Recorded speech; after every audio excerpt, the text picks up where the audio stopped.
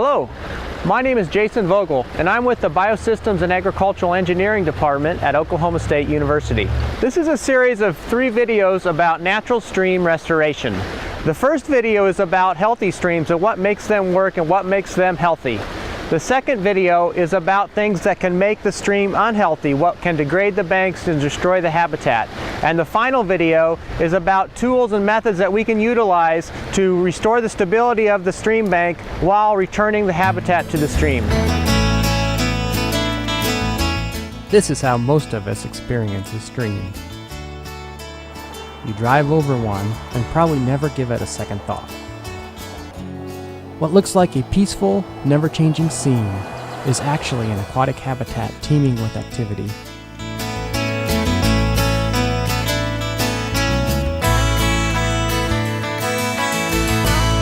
Well, streams and creeks and rivers are really the lifeblood of the community when you think about it. They're a place where people go to recreate, to fish, to enjoy nature. They use them for rafting, they use it for fishing. And so the quality of the stream and the creek really improves the overall community quality, or the quality of life. Fish are swimming, plants are growing, and water is flowing. Streams are very important because they're where all the water that runs off the landscape come together, and they're flowing downhill, and they're providing habitat, they're providing recreational areas, and they're providing important ecosystems for our landscape. But streams are constantly changing, and what we're trying to do is get that change to be in balance, where the amount of soil, sediment, dirt, other things that are coming into the stream are equal to what's moving out. Balance is our goal. And now what happens when that balance changes? A stream might accumulate more sediment. More solid materials in the water means poor water quality. Sedimentation is the #1 water quality issue in the United States. Other areas of the stream could lose more soil, which can lead to loss of land as stream banks begin to break down.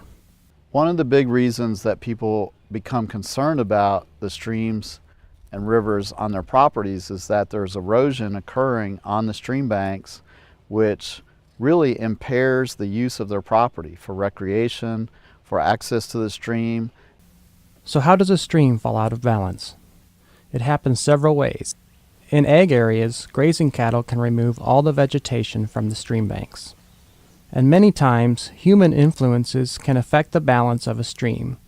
Streams adjust to changes in the land, such as urbanization, which occurs when development expands into rural areas. So also, as a result of urbanization, excess soil and sediment within the stream can go downstream and settle out in our downstream reservoirs that are all used for recreation, flood control, and drinking water. So all of those uses are compromised.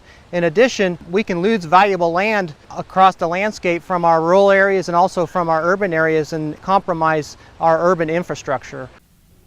When streams become degraded, they can be restored to a natural balance. Their functional state can be brought back using natural stream restoration techniques. Stream restoration involves controlling the flow and speed of the water. So to help understand how water flows in the stream, let's think about driving down a road. On a straight road, you can go faster because you have no obstacles in your way. Just like on a straight road, the flow of water in a straight stream is very fast. Again, there's nothing in its way to slow it down. But when we're driving on a curvy road, if we don't slow down, momentum is going to take us right off the road and into the ditch. Water is the same way. The curves or meanders of a stream slow down the flow. What about a bumpy road? You still can't drive fast. The uneven surface forces you to drive slower. Now imagine that coarse, rough bottom of the stream. What happens? The uneven stream bed causes turbulence in the flow. The water can no longer take a straight path. An artificially smooth stream bed is not healthy for the stream or habitat. There's nothing to slow down the water, which in turn creates more opportunities for erosion downstream. The slope of a stream is also crucial. The flow and speed of water are important because water always flows downhill.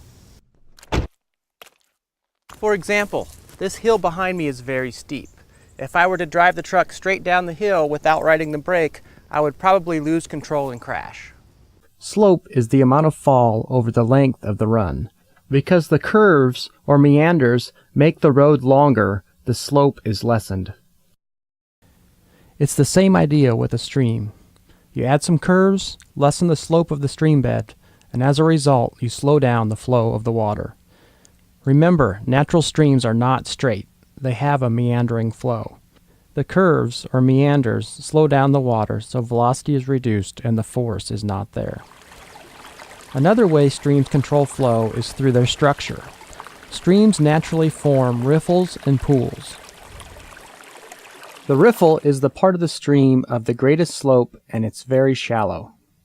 At the bottom of the slope is a pool. It's a large, deep area of relatively still water.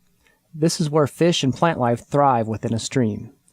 Further down the stream, this pattern of riffles and pools will repeat. The riffles are the areas of the fastest moving water. Water is moving at a high velocity, so the sediment and other particles in the water are on the move. When water reaches the deeper pools, the velocity slows, which in turn slows down the sediment. Some of the particles will settle out here. The process of sediment movement within the stream is called sediment transport. When a stream is healthy, that process will be in equilibrium, meaning that the amount of sediment that's coming down the stream and depositing will be equal to the amount that's being moved downstream. The balance that we're looking for in a stream is in sediment transport, relatively equal amounts going out and coming in. A stream is a dynamic system. Even one that is in balance will change, just slowly. Generally, when we look at healthy natural streams, they move on the order of a few inches every decade. Unhealthy and unstable streams move several feet every year, and sometimes in large storm events they can dramatically shift and change. A healthy stream has a vigorous stream bank habitat. There should be a mix of plants, which stabilize the bank and also provide a home and a food source for life within the stream. The habitat needs slow-moving water to thrive. That means a stream with lots of meanders and pools. So our meanders are slowing the water down, but to keep that meandering stream stable, we need to utilize structures within the bank that use things such as sticks and logs and rocks and living plants and other natural materials. And while we're doing that, we're providing habitat for the organisms within the stream, such as macroinvertebrates like insects and bugs and snails and all the fish community that lives within the stream. So in general, a meandering stream is healthy because it has lots of diversity in bed form, and it has diversity of habitats for different types of animals, including fish, including the insects that live in the stream that the fish eat, and including mussels and other animals that depend on that flow. Slower water encourages the life cycle of the animals, insects, and plants that live within the bank habitat. Coming up next is When Good Streams Go Bad. We'll take a closer look at what happens when a stream is no longer in balance. Part 3 in this series will show the techniques and steps for natural stream restoration.